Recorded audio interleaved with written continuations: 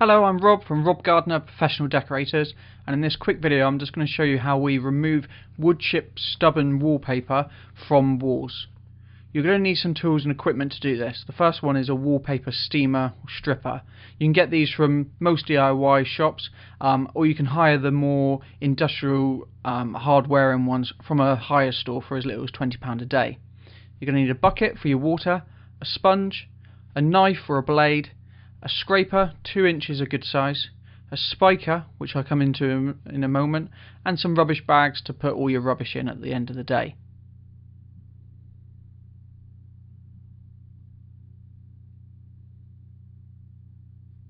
So this is the type of paper that we want to remove.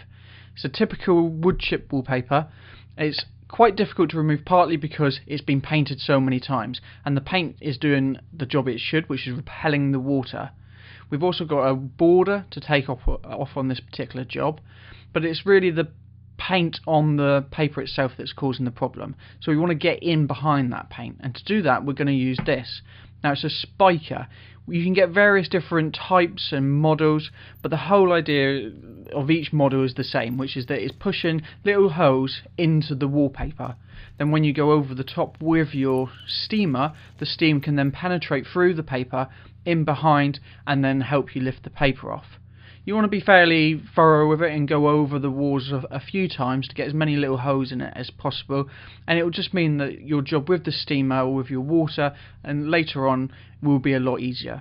Now you don't have to buy one of those, you could just use your normal knife, and you want to imagine that you're playing a game of noughts and crosses on your wall and just put crosses over the paper that you want to remove. This will work in exactly the same way as the spiker itself. It just takes a little bit longer to carry it out, and then again the steam can get in behind it. So this is our steamer. It's a fairly heavy duty one.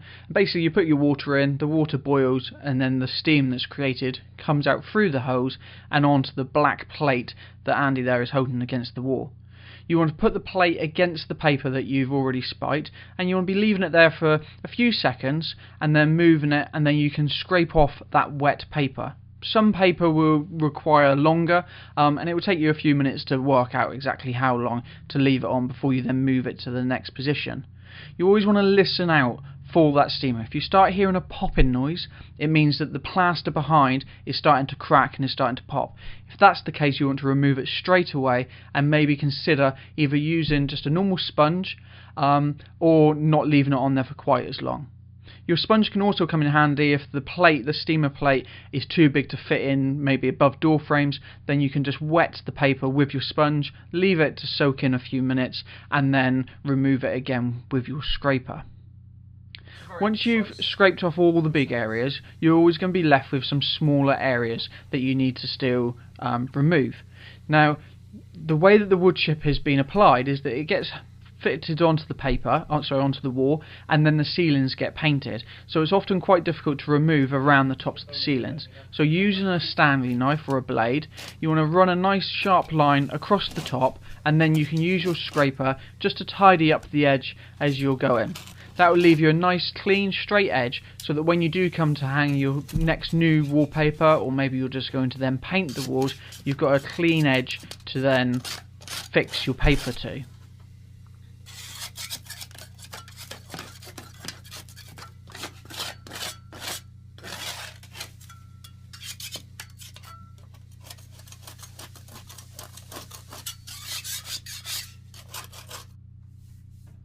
Finally, once you've completed all of that work, you want to get a nice hard broom and just go over the areas that you've removed the paper from, and just getting rid of any of the excess wallpaper. If you come across any, just get your scraper out again and scrape them out, so you're left with some nice smooth walls ready for the next stage of the work. The next stage of the work that needs to be carried out is to fill all of the areas and then allow the filler to fully dry.